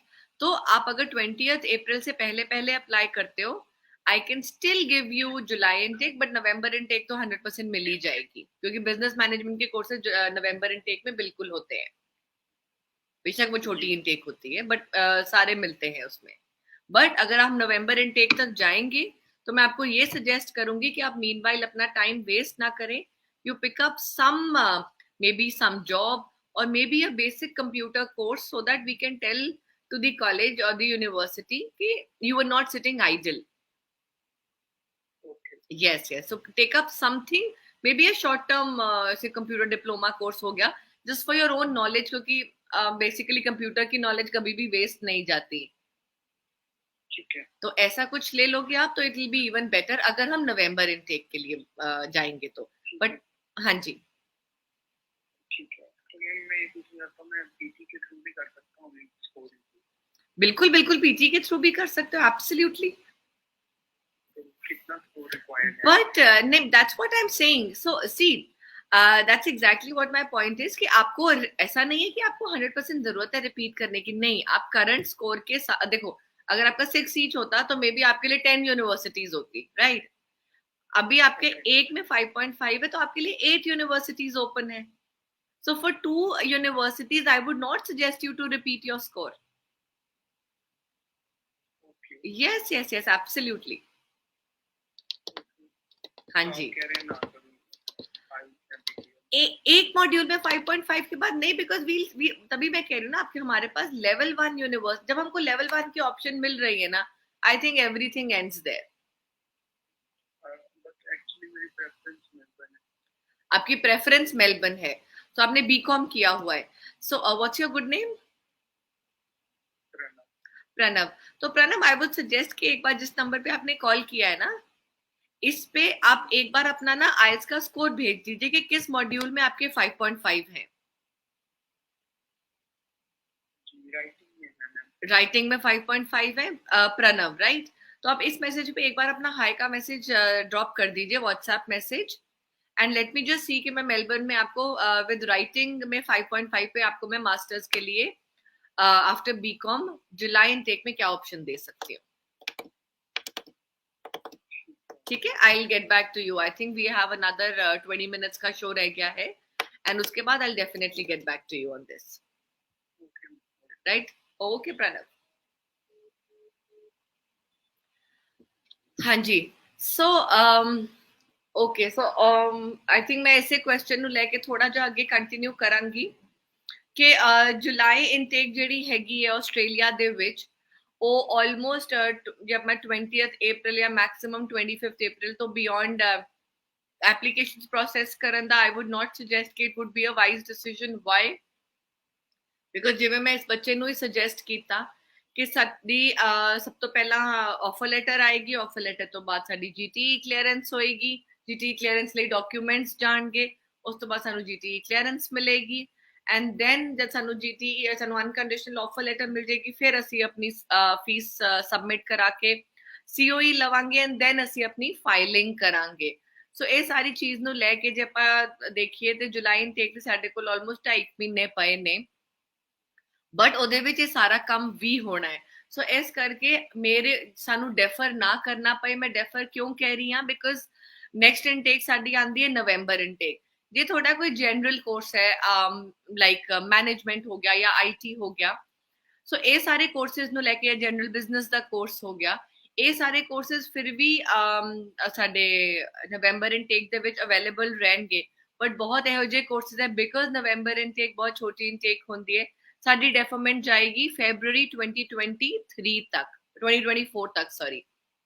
ਸੋ ਇਸ ਕਰਕੇ ਆਪਾਂ ਟਾਈਮਲੀ ਜੇ ਜੁਲਾਈ ਇਨਟੇਕ ਲਈ ਅਪਲਾਈ ਕਰਾਂਗੇ ਇਸ ਚੀਜ਼ ਨੂੰ ਧਿਆਨ ਰੱਖ ਕੇ ਕਿ ਸਾਡਾ ਜੁਲਾਈ ਇਨਟੇਕ ਲਈ ਹੀ ਵੀਜ਼ਾ ਪ੍ਰੋਸੈਸ ਹੋਏ ਐਂਡ ਜਿੰਨਾ ਅਸੀਂ ਡਿਲੇ ਕਰਦੇ ਜਾਵਾਂਗੇ ਨਾ ਉਹ ਸਾਡੇ ਚਾਂਸਸ ਥੋੜੇ ਜਿਹੇ ਨੈਗੇਟਿਵ ਜਾਂਦੇ ਜਾਣਗੇ ਸਾਡੀ ਪ੍ਰੋਫਾਈਲ ਦੇ ਵਿੱਚ. ਸੋ ਇਸ ਕਰਕੇ ਮੈਂ ਬੱਚਿਆਂ ਨੂੰ ਇਹੀ ਸੁਜੈਸਟ ਕਰ ਰਹੀ ਹਾਂ ਜੇ ਜੁਲਾਈ ਇਨਟੇਕ ਲਈ ਤੁਸੀਂ ਆਸਟ੍ਰੇਲੀਆ ਦੇ ਵਿੱਚ ਅਪਲਾਈ ਕਰਨਾ ਹੈ ਸੋ ਪਲੀਜ਼ ਤੁਸੀਂ it not beyond 20th or 25th of April apply करो so that ਸਾਡੇ ਕੋਲ ਆਰਾਮ ਨਾਲ ਟਾਈਮ ਹੋਏ ਹਰ ਚੀਜ਼ ਸਟੈਪ ਬਾय ਸਟੈਪ ਤਰੀਕੇ ਨਾਲ ਕਰਨ ਦਾ. ਐਂਡ ਆਸਟ੍ਰੇਲੀਆ ਦਾ ਮੈਂ ਥੋੜਾ ਜਿਹਾ ਇੱਥੇ ਇਹ ਵੀ ਪੁਆਇੰਟ ਐਡ ਕਰਾਂਗੀ ਕਿ ਬੱਚੇ ਜਿਹੜੇ ਜਿਨ੍ਹਾਂ ਕੋਲ ਕੋਈ ਵੀ ਇੱਕ ਡਾਕੂਮੈਂਟ ਪੈਂਡਿੰਗ ਹੈ, ਡਾਕੂਮੈਂਟ ਪੈਂਡਿੰਗ ਐਜ਼ ਇਨ ਜੇ ਇੱਕ ਡਾਕੂਮੈਂਟ ਦੀ ਪੈਂਡੈਂਸੀ ਹੈਗੀ ਹੈ ਤੁਹਾਡੀ, ਜਿਵੇਂ ਮੈਂ ਆਈ ਥਿੰਕ ਪਹਿਲਾਂ ਵੀ ਇੱਕ ਦੋ ਵੀਡੀਓਜ਼ ਵਿੱਚ ਇਹ ਚੀਜ਼ ਕਮਿਊਨੀਕੇਟ ਕੀਤੀ ਹੈ, ਜਿਹੜੇ ਕਿਸੇ ਵੀ ਬੱਚੇ ਕੋਲ ਸਪੋਜ਼ ਤੁਹਾਡੇ ਆਇਲਸ ਤੁਹਾਡਾ ਅਕੈਡਮਿਕ ਡਾਕੂਮੈਂਟ ਤੁਹਾਡੇ ਕੋਲ ਨੇ, ਤੁਹਾਡਾ ਆਇਲਸ ਨੇ ਬਟ ਤੁਹਾਡੇ ਕੋਲ ਜੇ ਤੁਸੀਂ 10th ਹੈ ਤੁਹਾਡੇ ਕੋਲ ਪਾਸਪੋਰਟ ਤੁਹਾਡਾ ਹੈਗਾ ਹੈ ਆਇਲਸ ਜਾਂ ਇੰਗਲਿਸ਼ ਪ੍ਰੋਫੀਸ਼ੀਐਂਸੀ ਟੈਸਟ ਤੁਹਾਡਾ ਕੰਪਲੀਟ ਹੈ ਐਂਡ ਬਟ ਤੁਹਾਡੀ ਫਾਈਨਲ ਮਾਰਕਸ਼ੀਟ 12th ਦੀ ਜਿਨ੍ਹਾਂ ਨੇ ਹੁਣ 2023 ਦੇ ਵਿੱਚ ਪੇਪਰ ਦਿੱਤਾ ਹੈ ਤੇ ਉਹਨਾਂ ਦੀ ਮਾਰਕਸ਼ੀਟ ਹਜੇ ਨਹੀਂ ਆਈ ਹੈ ਬਟ ਤੁਹਾਨੂੰ ਲੱਗ ਰਿਹਾ ਕਿ ਜੁਲਾਈ ਇਨਟੇਕ ਦੇ ਵਿੱਚ ਤੁਸੀਂ ਜਾ ਸਕਦੇ ਹੋ, ਤੁਹਾਨੂੰ ਲੱਗਦਾ ਹੈ ਕਿ ਤੁਹਾਡਾ ਆਪਣੀ ਪਸੰਦ ਦਾ ਕੋਰਸ ਤੁਹਾਨੂੰ ਮਿਲ ਰਿਹਾ, ਆਪਣੀ ਪਸੰਦ ਦੀ ਯੂਨੀਵਰਸਿਟੀ ਤੁਹਾਨੂੰ ਮਿਲ ਰਹੀ ਹੈ, ਉਸ ਕੇਸ ਦੇ ਵਿੱਚ ਤੁਸੀਂ ਆਪਣੇ ਸਕੂਲ ਤੋਂ ਇੱਕ ਪ੍ਰੋਜੈਕਟਡ ਸਕੋਰ ਦੀ ਮਾਰਕਸ਼ੀਟ ਲੈ ਪ੍ਰੋਜੈਕਟਡ ਸਕੋਰ ਦਾ ਇੱਕ ਡਾਕੂਮੈਂਟ ਲੈ ਸਕਦੇ ਹੋ ਸਕੂਲ ਦੇ ਲੈਟਰ ਹੈਡ ਤੇ ਐਂਡ ਉਹਦੇ ਬੇਸਿਸ ਤੇ ਤੁਸੀਂ ਆਪਣੀ ਕੰਡੀਸ਼ਨਲ ਆਫਰ ਲੈਟਰ ਅਪਲਾਈ ਕਰ ਸਕਦੇ ਹੋ. ਕੰਡੀਸ਼ਨਲ ਆਫਰ ਲੈਟਰ ਅਪਲਾਈ ਕਰਕੇ ਜਿਵੇਂ ਤੁਹਾਡੀ ਆ ਗਈ ਆਫਰ ਲੈਟਰ ਤੁਸੀਂ ਆਪਣੇ ਫਾਈਨੈਂਸ਼ੀਅਲ ਸਾਰਾ ਕੁਝ ਦੇ ਕੇ ਜੋ ਜੀਟੀ ਦੀ ਰਿਕੁਆਇਰਮੈਂਟ ਹੁੰਦੀ ਹੈ ਉਸ ਚੀਜ਼ ਨੂੰ ਫੁੱਲਫਿਲ ਕਰਕੇ ਤੁਸੀਂ ਆਪਣੀ ਬੇਸਿਕਲੀ ਅੱਗੇ ਫੀਸ ਕੰਪਲੀਟ ਕਰਕੇ ਜੋ 6 months ਜਾਂ 1 year whatever you feel like submitting minimum 6 months the fees ਤਾਂ ਜਾਂਦੀ ਹੈ, ਤੁਸੀਂ ਆਪਣੀ ਕੰਡੀਸ਼ਨਲ ਸੀਓਈ ਲੈ ਸਕਦੇ ਹੋ. ਕੰਡੀਸ਼ਨਲ ਕਿਉਂ ਮੈਂ ਕਹਿ ਰਹੀ ਹਾਂ ਬਿਕੋਜ਼ ਤੁਹਾਡੀ 12th ਦੀ ਫਾਈਨਲ ਮਾਰਕਸ਼ੀਟ ਪੈਂਡਿੰਗ ਹੈ ਐਂਡ ਇਹਦੇ ਬੇਸਿਸ ਤੇ ਤੁਸੀਂ ਅੱਗੇ ਆਪਣੀ ਫਾਈਲ ਵੀ ਲੌਂਚ ਕਰ ਸਕਦੇ ਹੋ ਹਾਈ ਕਮਿਸ਼ਨ ਦੇ ਵਿੱਚ ਐਂਡ ਜਦ ਤੁਸੀਂ ਫਾਈਲ ਲੌਂਚ ਕਰ ਦੋਗੇ ਜਦ ਹਾਈ ਕਮਿਸ਼ਨ ਨੇ ਰਿਜ਼ਲਟ ਦੇਣਾ ਤੁਹਾਡੀ ਪ੍ਰੋਫਾਈਲ ਦੇ ਉੱਤੇ. ਹੈਲੋ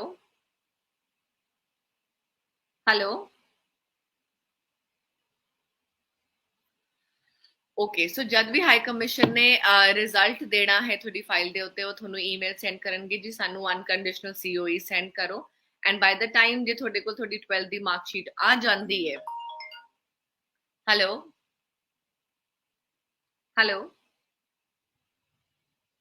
ਹਾਂਜੀ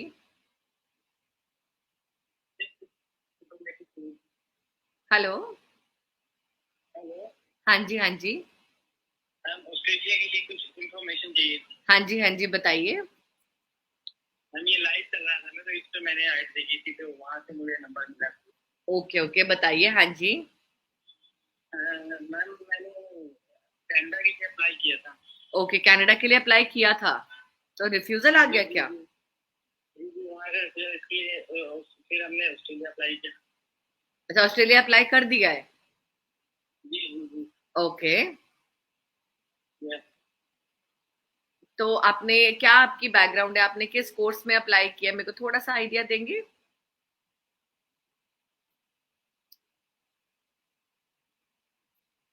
आई थिंक बच्चे दी कॉल ड्रॉप होगी, बट आई वुड सजेस्ट कि ਜਿਹੜੇ ਵੀ ਬੱਚੇ ਨੇ ਹੁਣੇ ਕਾਲ ਕੀਤੀ ਸੀ ਤੇ ਕੁਐਸਚਨ ਬਿਲਕੁਲ ਵਿੱਚ ਰਹਿ ਗਿਆ ਸੀ, so please I would suggest ਕਿ ਜੇ ਬੱਚਾ ਫਿਰ ਤੋਂ ਕਾਲ ਕਰ ਲੇ। ਸੋ ਮੈਂ ਕੰਡੀਸ਼ਨ ਦੀ ਗੱਲ ਕਰ ਰਹੀ ਸੀ। ਸੋ ਜੇ ਤੁਸੀਂ ਆਪਣਾ condition ਬਾय the time high commission ਤੁਹਾਡੇ ਤੋਂ ਅਨਕੰਡੀਸ਼ਨਲ ਸੀਓਈ ਮੰਗਦੀ ਹੈ, ਉਸ ਟਾਈਮ ਤੱਕ ਤੁਹਾਨੂੰ ਤੁਹਾਡੀ ਮਾਰਕ 12 ਦਾ ਰਿਜ਼ਲਟ ਆ ਜਾਏਗਾ, ਤੁਸੀਂ ਆਪਣੀ mark sheet submit, final mark sheet ਆਪਣੇ ਇੰਸਟੀਟਿਊਟ ਯੂਨੀਵਰਸਿਟੀ ਦੇ ਵਿੱਚ ਸਬਮਿਟ ਕਰੋਗੇ, ਉਹ ਤੁਹਾਨੂੰ ਅਨਕੰਡੀਸ਼ਨਲ ਸੀਓਈ ਸੈਂਡ ਕਰ ਦੇਣਗੇ ਐਂਡ ਉਹ ਤੁਸੀਂ ਆਪਣੇ ਪੋਰਟਲ ਤੇ ਸਬਮਿਟ ਕਰਕੇ ਆਪਣਾ ਰਿਜ਼ਲਟ ਲੈ ਕੇ ਅੱਗੇ ਜਾ ਸਕਦੇ ਹੋ। ਸੋ ਇਸ ਕਰਕੇ ਆਸਟ੍ਰੇਲੀਆ ਨੇ ਕਾਫੀ ਈਜ਼ੀ ਕੀਤਾ ਹੋਇਆ ਸਟੂਡੈਂਟਸ ਲਈ। ਇੱਕ ਇਹ ਵੀ ਰੀਜ਼ਨ ਹੈ ਆਸਟ੍ਰੇਲੀਆ ਦਾ ਥੋੜਾ ਜਿਹਾ ਈਜ਼ੀ ਕਰਨ ਦਾ, ਬਿਕਾਜ਼ ਆਸਟ੍ਰੇਲੀਆ, ਜਿਵੇਂ ਮੈਂ ਹਮੇਸ਼ਾ ਇਹ ਪੁਆਇੰਟ ਮੈਂਸ਼ਨ ਕਰਦੀ ਆ ਕਿ ਕਾਫੀ, hello very good evening ma'am Gurmeet Gulam district Hoshiarpur से। अच्छा, हाँ जी। मैम बेटा है हमारा +2 नॉन मेडिकल किया है उसने 2021 में, तो अभी ना गवर्नमेंट कॉलेज से वो सिविल इंजीनियरिंग का डिप्लोमा कर रहा है। अच्छा, अभी कर रहे हैं, ठीक है जी। बिल्कुल, मई में उसका लास्ट सेमेस्टर की एग्जाम है मैम। ओके, ठीक है जी। तो फर्दर स्टडी के लिए उसको ऑस्ट्रेलिया में हमने ना भेजना है मैम उसको। ओके, ठीक है। मेरे को थोड़ी इन्फॉर्मेशन ये चाहिए थी कि जैसे अभी तो उसके एग्जाम है मई, ठीक है जी। तो रिजल्ट को भी मेरे को 2-2.5 महीने लग जाएंगे, हाँ जी हाँ जी। तो वो उसके बाद आईएलटीएस वगैरह भी करेगा वो। राइट राइट, हाँ जी। इस इनटेक में क्या सकता है मैम? सिविल इंजीनियरिंग कर रहे हैं ना वो, सिविल इंजीनियरिंग का डिप्लोमा कर रहे हैं। ठीक है, तो सी नवंबर इनटेक में हमको देखना पड़ेगा, बिकॉज नवंबर इनटेक ना काफी छोटी इनटेक होती है, तो इसमें हमको इनकी सिविल इंजीनियरिंग या anything related to a technical knowledge कुछ अवेलेबल होगा तो हम डेफिनेटली, बिकॉज इनको मिलेगा तो वहां पे ग्रेजुएशन, बिकॉज इन्होंने 12th के बाद डिप्लोमा कर रहे हैं तो ये अपनी ग्रेजुएशन के लिए जाएंगे, तो उसके लिए हमको देखना पड़ेगा। बट नहीं, क्योंकि मेजरली जौन सी नवंबर इनटेक होती है उसमें हमारे ना ये बिजनेस मैनेजमेंट जनरल कोर्सेज ज्यादा अवेलेबल होते हैं, तो आपका बच्चा मोस्ट प्रोबेबली फरवरी इनटेक में ही जाएगा। Okay ma'am. हाँ, बट मैं आईएलटीएस की क्या रिक्वायरमेंट रहेगी मैम ऑस्ट्रेलिया के लिए?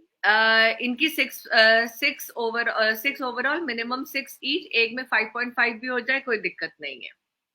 ठीक है मैम, ठीक है। बस एक दूसरी चीज आप ये ध्यान रखना कि जब आपका बेटा अपना ये कंप्लीट कर लेना, अगर हम फरवरी इनटेक ऑप्ट कर रहे हैं ना, तो अपना डिप्लोमा कंप्लीट करके और अपना आईएल्स का एग्जाम भी देकर, आईएल्स या पीटी जो भी इनको देना होगा, बिकॉज दोनों ही एक्सेप्टेबल है ऑस्ट्रेलिया में। तो मीनवाइल ना, जब तक हमारी फाइल लग रही है सारा कुछ, कोई एक बेसिकली कोई एक बेसिक कंप्यूटर का कोर्स या कुछ भी एक ऐसा कोर्स करे which will help him otherwise also, और हमारे गैप को ना एक बहुत एक अच्छी सी ना, एक तरह से बड़ी अच्छी जस्टिफिकेशन मिल जाती है कि बच्चा वेला नहीं बैठा था, तो बच्चा कुछ ना कुछ अपनी स्किल को एनहांस कर रहा था। जी मैम, जी। हाँ जी। तो +2 के वैसे उसके ना नॉन मेडिकल में 83% मार्क्स हैं। ओके, नहीं मार्क्स तो बिल्कुल अच्छे हैं उनके, मार्क्स का कोई दिक्कत नहीं है। 76 ओके ओके, वेरी नाइस। नहीं, बहुत अच्छी प्रोफाइल है आपके बच्चे की, उसमें कोई वो नहीं है। मैडम हमने उसको ना आगे इसी फील्ड में। हाँ जी हाँ जी। हाँ, तो फिर अगर आपको इसी, वही मैं कह रही हूँ, इसी फील्ड से related I am pretty much sure कि हमको फरवरी इनटेक ही मिलेगा। नवंबर इनटेक में मैं अभी बोल दूं कि हाँ जी हमको शायद मिल पाएगा, बट नहीं मिल पाएगा, तो फरवरी इनटेक ही रहेगा हमारे लिए जी। ठीक है ठीक है। तो दूसरी इंफॉर्मेशन एक और मैम, अपना ऑफिस चंडीगढ़ में ही है या और भी कहीं है? नहीं, हमारा सिर्फ चंडीगढ़ में है जी। ठीक है मैम, ठीक है। हाँ जी हाँ जी, okay, you welcome, you welcome. हाँ जी, so again I think Australia ਨੂੰ ਲੈ ਕੇ ਮੈਂ ਕਾਫੀ ਆਪਸ਼ਨਸ ਕਲੀਅਰ ਕੀਤੀਆਂ ਨੇ। ਹਾਂਜੀ ਦੀਪਕ ਜੀ। ਸੋ ਆਸਟ੍ਰੇਲੀਆ ਦੇ ਜੀਟੀ ਪ੍ਰੋਸੈਸ ਤੇ ਮੈਂ ਫੇਰ ਇੱਕ ਵਾਰ ਸਵਾਲ ਪੁੱਛਣਾ ਚਾਹੂੰਗਾ ਜੀ। ਜੀਟੀਈ ਪ੍ਰੋਸੈਸ ਜਿਹੜਾ ਹੈਗਾ, ਹੁਣ ਲੱਗਦਾ ਆਸਟ੍ਰੇਲੀਆ ਨੇ ਕੋਈ ਸਖਤੀ ਕਰਤੀ ਹੈ ਸਟੂਡੈਂਟਸ ਤੇ ਜਿਸ ਤਰੀਕੇ ਨਾਲ ਬਾਰ-ਬਾਰ ਕਾਲ ਕਰ ਰਹੇ, ਜਾਂ ਇਹ ਨਾਰਮਲ ਚੱਲ ਰਿਹਾ? ਨਹੀਂ, ਅਸੀਂ ਸਖਤੀ, ਮੈਂ ਇਸ ਚੀਜ਼ ਤੇ ਵੀ ਅਗੇਨ ਇੱਕ ਪੋਜ਼ਿਟਿਵ ਰਿਸਪੌਂਸ ਦੇਣਾ ਚਾਹਾਂਗੀ।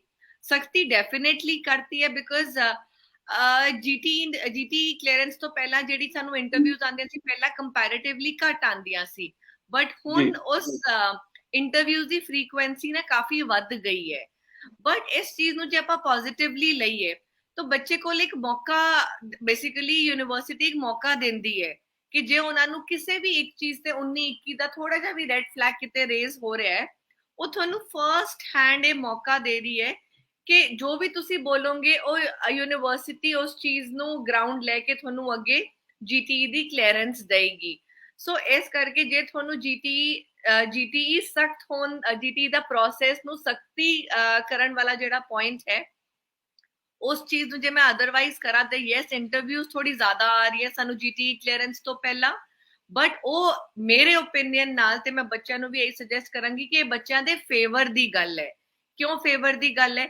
ਜੋ ਵੀ ਤੁਸੀਂ ਡਾਕੂਮੈਂਟਸ ਪ੍ਰੈਜ਼ੈਂਟ ਕੀਤੇ ਆਪਣੇ ਅਕੈਡਮਿਕਸ ਦੇ ਹੋਗੇ, ਤੁਸੀਂ ਪਹਿਲਾਂ ਸੈਂਡ ਕੀਤੇ, ਆਪਣੇ ਫਾਈਨੈਂਸਿਸ ਨੂੰ ਲੈ ਕੇ ਤੁਸੀਂ ਡਾਕੂਮੈਂਟ ਸੈਂਡ ਕੀਤੇ, ਸਪੋਜ਼ ਹੋ ਸਕਦਾ ਹੈ ਕਿ ਕੋਈ ਤੁਸੀਂ ਫਾਈਨੈਂਸ਼ੀਅਲ ਡਾਕੂਮੈਂਟ ਇਹੋ ਜਿਹਾ ਉਹਦੇ ਆਪਣੀ ਜੀਟੀ ਕਲੀਅਰੈਂਸ ਦੀ ਫਾਈਲ ਦੇ ਵਿੱਚ ਲਾਇਆ ਜੋ ਉਹਨਾਂ ਨੂੰ ਪ੍ਰੋਪਰਲੀ ਸਮਝ ਨਹੀਂ ਆਇਆ, ਜਾਂ ਉਹਨਾਂ ਨੂੰ ਉਹਦੇ ਰਿਗਾਰਡਿੰਗ ਸਪੋਜ਼ ਤੁਸੀਂ ਕੋਈ ਬੈਂਕ ਆਪਣਾ ਬੈਂਕ ਸਟੇਟਮੈਂਟ ਲਾਈ, ਉਹਦੇ ਵਿੱਚ ਕੋਈ ਇੱਕ ਮੇਜਰ ਅਮਾਉਂਟ ਦੀ ਟ੍ਰਾਂਜੈਕਸ਼ਨ ਦਿਖਾਈ, ਉਸ ਟ੍ਰਾਂਜੈਕਸ਼ਨ ਤੇ ਹੋ ਸਕਦਾ ਸੀ ਪਹਿਲੇ ਉਹ ਸਿੱਧਾ ਹੀ ਰਿਜੈਕਟ ਕਰ ਦਿੰਦੇ, ਬਟ ਹੁਣ ਇੰਟਰਵਿਊ ਕਾਲ ਦੇ ਨਾਲ ਉਹ ਤੁਹਾਨੂੰ ਇੱਕ ਮੌਕਾ ਦੇ ਰਹੇ ਨੇ ਕਿ ਉਹ ਮੇਜਰ ਚੰਕ ਜਿਹੜਾ ਮੇਜਰ ਟ੍ਰਾਂਜੈਕਸ਼ਨ ਹੋਈ ਹੈ, ਸਪੋਜ਼ ਤੁਸੀਂ ਕੋਈ ਲੈਂਡ ਸੈਲ ਕੀਤਾ, ਸਪੋਜ਼ ਤੁਸੀਂ ਕੋਈ ਗੋਲਡ ਸੈਲ ਕੀਤਾ, ਜਾਂ ਕੁਝ anything, I am just randomly giving you an answer, ਸੋ ਉਹ ਆਸਟ੍ਰੇਲੀਆ ਦੇ ਇੰਸਟੀਟਿਊਟਸ ਤੁਹਾਨੂੰ ਇੱਕ ਮੌਕਾ ਦੇ ਰਹੇ ਨੇ ਕਿ ਤੁਸੀਂ ਫਰਸਟ ਹੈਂਡ ਉਹਨਾਂ ਦਾ ਉਹ ਡਾਊਟ ਕਲੀਅਰ ਕਰੋ, ਐਂਡ ਉਸ ਤੋਂ ਬਾਅਦ ਉਹ ਥੋੜੇ because they trust your word, ਜਿੰਨੇ ਕੌਨਫੀਡੈਂਸ ਦੇ ਨਾਲ ਤੁਸੀਂ ਉਹਨਾਂ ਨੂੰ ਸਾਰੀ ਗੱਲ ਦੱਸੋਗੇ, they'll trust you and they'll give you a GT clearance. So ਇਹ ਚੀਜ਼ ਆਈ ਥਿੰਕ ਇੰਟਰਪ੍ਰੀਟੇਸ਼ਨ ਦੇ ਉੱਤੇ ਜੇ ਬੱਚੇ ਸੋਚਣ ਜੀ ਸਾਡੇ ਲਈ ਸਖਤ ਹੋ ਗਿਆ ਪ੍ਰੋਸੈਸ, ਤੇ ਸਖਤ ਵੀ ਕਹਿ ਸਕਦੇ ਹਾਂ, but on the other hand ਜੇ ਆਪਾਂ ਇਹ ਚੀਜ਼ ਸੋਚੀਏ ਕਿ ਬੱਚਿਆਂ ਨੂੰ ਇੱਕ ਵਧੀਆ ਮੌਕਾ ਮਿਲ ਰਿਹਾ ਹੈ ਟੂ ਫਰਸਟ ਹੈਂਡ ਇੱਕ ਬੇਸਿਕਲੀ ਕਾਲ ਦੇ ਉੱਤੇ ਮੌਕਾ ਮਿਲ ਰਿਹਾ ਕਿ ਉਹ ਆਪਣੀ ਪੋਜੀਸ਼ਨ ਕਲੀਅਰ ਕਰਕੇ ਆਪਣੀ ਜੀਟੀ ਕਲੀਅਰ ਕਰਵਾ ਸਕਣ ਇੰਸਟੀਟਿਊਟ ਤੋਂ, ਤੇ ਆਪਾਂ ਇਸ ਤਰੀਕੇ ਨਾਲ ਵੀ ਇਹ ਗੱਲ ਲੈ ਸਕਦੇ ਹਾਂ। ਐਂਡ ਦੂਜਾ ਆਈ ਥਿੰਕ ਅਸੀਂ ਕੈਨੇਡਾ ਵੀ ਥੋੜਾ ਜਿਹਾ ਕਵਰ ਕਰ ਲਿਆ ਸੀ, ਆਸਟ੍ਰੇਲੀਆ ਵੀ ਥੋੜਾ ਜਿਹਾ ਕਵਰ ਕਰ ਲਿਆ। ਹੁਣ ਮੈਂ quickly as we are coming towards the end of the show ਮੈਂ ਕੁਇਕਲੀ ਯੂਕੇ ਦੀ ਵੀ ਗੱਲ ਕਰਾਂਗੀ। ਸੋ ਯੂਕੇ ਦੀ ਜੇ ਮੈਂ ਇਹ ਬੜਾ ਇੰਪੋਰਟੈਂਟ ਪੁਆਇੰਟ ਮੈਂਸ਼ਨ ਕਰਾਂਗੀ ਕਿ ਜਿਹੜੇ ਵੀ ਬੱਚੇ, ਮੈਂ ਇਸ ਟਾਈਮ ਤੇ ਗੱਲ ਕਰ ਰਹੀ ਹਾਂ, ਜਿਹੜੇ ਵੀ ਮਾਸਟਰਸ ਲੈਵਲ ਤੇ ਬੱਚੇ ਜਾਣਾ ਚਾਹੁੰਦੇ ਆ ਆਪਣੇ ਸਪਾਊਸ ਦੇ ਨਾਲ, ਆਪਣੀ ਫੈਮਿਲੀ ਦੇ ਨਾਲ, ਪਲੀਜ਼ ਥੋੜਾ ਜਿਹਾ ਧਿਆਨ ਇਸ ਚੀਜ਼ ਵੱਲ ਦਿਓ ਕਿ ਸੈਪਟੈਂਬਰ ਇਨਟੇਕ ਨੂੰ ਹੀ ਟਾਰਗੇਟ ਕਰੋ, because you never know January 2024 onwards Ki changes ਆਣ, ਜਾਂ ਯੂਕੇ ਦੀ ਹਾਈ ਕਮਿਸ਼ਨ ਵੱਲੋਂ ਕੋਈ ਕੈਪਿੰਗ ਲੱਗ ਸਕਦੀ ਹੈ ਕਿ specific number of years the study ਹੋਣੀ ਚਾਹੀਦੀ ਹੈ ਤਾਂ ਹੀ ਤੁਸੀਂ ਆਪਣੇ ਸਪਾਊਸ ਨੂੰ ਨਾਲ ਲੈ ਕੇ ਜਾ ਸਕਦੇ ਹੋ। ਸੋ ਦੇਰ ਆਰ ਕਾਫੀ ਪਰਮਿਊਟੇਸ਼ਨ ਕੰਬੀਨੇਸ਼ਨ ਦੇ ਨਾਲ ਮਾਰਕੀਟ ਦੇ ਵਿੱਚ ਗੱਲਾਂ ਚੱਲ ਰਹੀਆਂ ਜੋ ਕੁਝ ਹੱਦ ਤੱਕ ਜੇ ਆਪਾਂ ਲੌਜੀਕਲੀ ਸੋਚੀਏ, ਆਪਾਂ ਇੱਕ ਕਾਮਨ ਸੈਂਸ ਥੋੜਾ ਜਿਹਾ ਲਗਾ ਕੇ ਸੋਚੀਏ, ਉਹ ਵੈਲਿਡ ਵੀ ਲੱਗਦੀਆਂ ਨੇ। ਹੋ ਵੀ ਸਕਦਾ ਹੈ ਕਿ ਜਨਵਰੀ 2024 ਔਨਵਰਡਸ ਥੋੜੀ ਜੀ ਚੇਂਜਸ ਆ ਜਾਣ ਸਪਾਊਸ ਕੇਸ ਦੇ ਵਿੱਚ, ਬਟ ਇਹ ਵੀ ਹੋ ਸਕਦਾ ਹੈ ਕਿ ਜ਼ਿਆਦਾ ਮੇਜਰ ਚੇਂਜਸ ਨਾ ਆਣ, ਥੋੜੇ ਜਿਹੇ 19-21 ਕਰਕੇ ਥੋੜੀ ਜੀ ਬੇਸਿਕ ਕੈਪਿੰਗ ਲਾ ਕੇ ਸਪਾਊਸ ਕੈਟੇਗਰੀ ਦੇ ਵਿੱਚ ਉਹ ਸਪਾਊਸ ਜਾ ਸਕੇ। ਮੇਬੀ ਰਿਕੁਆਇਰਮੈਂਟ ਸਪਾਊਸ ਦੀ ਥੋੜੀ ਜੀ ਵੱਧ ਜੇ, ਜਾਂ ਜਿਹੜਾ ਮੇਨ ਐਪਲੀਕੈਂਟ ਸਪਾਊਸ ਨੂੰ ਲੈ ਕੇ ਜਾ ਰਿਹਾ ਉਹਦੀ ਰਿਕੁਆਇਰਮੈਂਟ ਥੋੜੀ ਜੀ ਵੱਧ ਜੇ। ਸੋ ਥੋੜੀ ਜਿਹੀ ਚੀਜ਼ਾਂ ਹੋ ਸਕਦੀਆਂ। ਇਸ ਕਰਕੇ ਕਰੰਟਲੀ ਸੈਪਟੈਂਬਰ ਇਨਟੇਕ ਪਿਛਲੇ ਹਿਸਾਬ ਨਾਲ ਹੀ ਚੱਲ ਰਿਹਾ ਹੈ। ਸਪਾਊਸ ਆਰਾਮ ਨਾਲ ਮਾਸਟਰਸ ਲੈਵਲ ਤੇ ਮੇਨ ਐਪਲੀਕੈਂਟ ਦੇ ਨਾਲ ਜਾ ਸਕਦਾ ਹੈ। ਕੋਈ ਚੇਂਜਸ ਨਹੀਂ ਆਇਆ ਸੈਪਟੈਂਬਰ ਇਨਟੇਕ ਦੇ ਵਿੱਚ। ਸੋ ਇਸ ਕਰਕੇ ਸੈਪਟੈਂਬਰ ਇਨਟੇਕ ਲਈ ਕਾਫੀ ਟਾਈਮ ਪਿਆ ਹੈ ਜੇ ਆਪਾਂ ਯੂਕੇ ਦੀ ਗੱਲ ਕਰੀਏ। ਸੋ ਪਲੀਜ਼ ਬਿਨਾਂ ਡਿਲੇ ਕੀਤੇ ਜੇ ਤੁਸੀਂ ਐਜ਼ ਅ ਫੈਮਿਲੀ ਯੂਕੇ ਜਾਣਾ ਚਾਹੁੰਦੇ ਹੋ, ਇੱਕ ਜਣਾ ਪੜ੍ਹਾਈ ਆਪਟ ਕਰ ਰਿਹਾ, ਦੂਜਾ ਡਿਪੈਂਡੈਂਟ ਜਾ ਰਿਹਾ, ਤੇ ਨਾਲ if you have a kid, so of course 3 or 4 of you can go together and UK ਜਾ ਕੇ ਆਪਣੀ ਅੱਗੇ ਦੀ ਲਾਈਫ ਨੂੰ ਵਧਾ ਸਕਦੇ ਹੋ। And so as we are coming closer to the end of the show, koi bhi ਹੋਰ questions ਹੈਗੇ, definitely you can call us also, you can drop in comments show to baad, definitely I would want to answer all the questions। ਜੇ ਕੁਝ ਵੀ ਹੋਰ ਜੇ ਆਪਾਂ connect ਕਾਲ ਤੇ ਜਾਂ comments ਤੇ ਨਹੀਂ ਕਰ ਪਾਏ, you can definitely drop a message on this number, on the number flashed on the screen। me or my team will definitely revert you back on whatever your query is। Canada related ho gaya, UK related ho gaya, ya Australia related ho gaya, basically we would want to answer you in every possible way, right? Thank you।